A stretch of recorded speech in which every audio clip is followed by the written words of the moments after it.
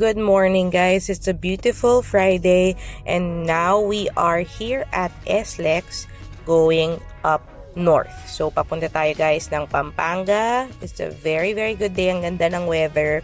Magkakaroon tayo ng konting food trip at shopping sa Pampanga. Kasama ko aking asawa at ang aking kapatid. Alright, let's go! Here's SLEX and syempre binabagtas natin ang kahabaan naman ngayon ng Skyway. Okay, so time check, it's around 10 a.m. in the morning. So, eto, nandito na tayo sa Skyway. Wala naman masyadong traffic. Dire-diretso lang. Napakaganda ng panahon. Thank you, Lord, for a good weather.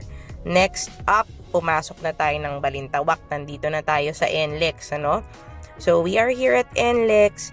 Medyo hinapo na tayo. Tumambay tayo saglit sa outlet sa daan, sa SLEX, no? So, we are here at NLEX ng mga around 2 p.m., 2 to 2:30 p.m. At eto na, nagsisimula nang lumabas yung view ng mga palayan dito. So, ito yung sign na talagang nandito na tayo sa norte.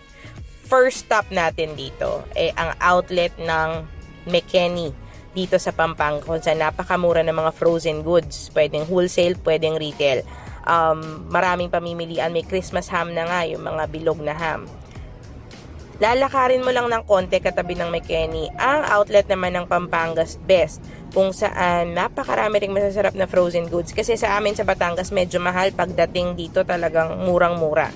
So kung magagawi kayo, huwag kalimutang dumaan dyan. At eto na nga ang famous parol ng Pampanga. Talagang napakaganda pala ng view dito sa gabi. Ayan, no? Para tayong nasa, pag nakita niyo yung mga parol, para tayong nasa, tawag dito, yung ng ABS-CBN, yung Christmas special. Sorry. So, dito, nag-decide kaming mag-dinner sa Grumpy Joe. Famous to sa Baguio, tsaka sa La Union. And naglagay sila ng branch dito sa Pampanga. So, napansin namin. Kaya nag-decide kami na dito na mag-dinner. And if you can notice, makikita nyo naman guys, yung Grumpy Joe is tapat lang ng Walter Mart sa San Fernando, Pampanga. So this is Grumpy Joe San Fernando branch. So makikita nyo ito, piniksyonan ko na yung menu para makita nyo yung prices ng kanilang pagkain. And guys, magugulat kayo mamaya kung gaano karami ang serving dito sa Grumpy Joe. So ayan, merong pizza, may pasta, may coffee, merong chicken. So ayan ang iba't iba nilang food. Now, so dito kami napaupo sa taas. So makikita nyo, tapat lang siya ng Walter Mart. Very punong-puno po ang Grumpy Joe. May waiting area pa sa labas. So ito yung first naming food, Caesar salad with chicken fingers, around 350 pesos. Na napakarami at napakasarap. Parang it's good for 4 to 5 people na actually. Then next we ordered baked ziti, na siya, very sweet, Filipino style. So, kung ayaw mo ng Italian na medyo maasim, perfect ang baked ziti. Para siyang Bake Mac style, gano'n. So, eto naman guys, umorder kami ng Grumpy Joe pizza, 16 inches yan. Imagine, 3 lang kami. Tapos, ganyan pala kalaki yung pizza. So, pang isang classroom pala siya, no? So, it's around 890 pesos. Tapos, pwedeng half-half siya. Half yung Grumpy Joe, tapos half naman ay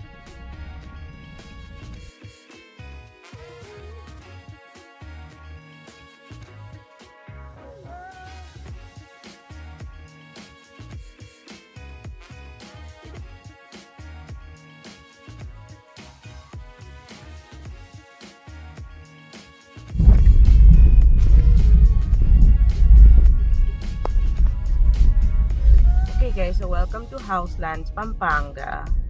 So good morning. So punta lang tayo dun sa isang Airbnb dito na may pool, no? Perfect for team building. Doon nag-team building yung mga asawa ko, no? So okay, so ito yung loob nung, so this is so ito yung loob ng Casa Armas tuloy ng Houselands Pampanga. May pavilion, nakikita nyo naman. So, yung isang parang townhouse dito is ginawa nilang Airbnb. Tapos, very affordable lang guys. If I'm not mistaken, nakita ko sa Agoda ba yun? Parang lang siya, $136 or around 7,000 pesos per night. Perfect for group of 10, mga ganon. So, ayan. Ganito yung itsura niya. Pakita ko sa inyo. So, ayan. Dito siya, yung dulong bahay na yun.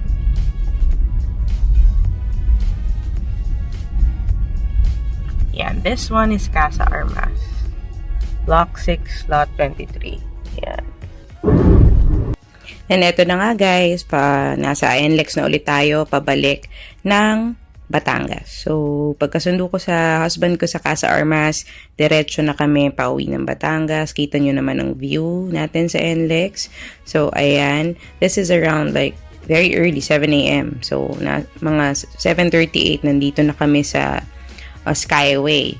So, ayan, dire-diretso na kami hanggang makauwi ng Batangas. It was a very good workation. Very short trip in Pampanga. So, sana mabisita nyo rin. And yun lang guys.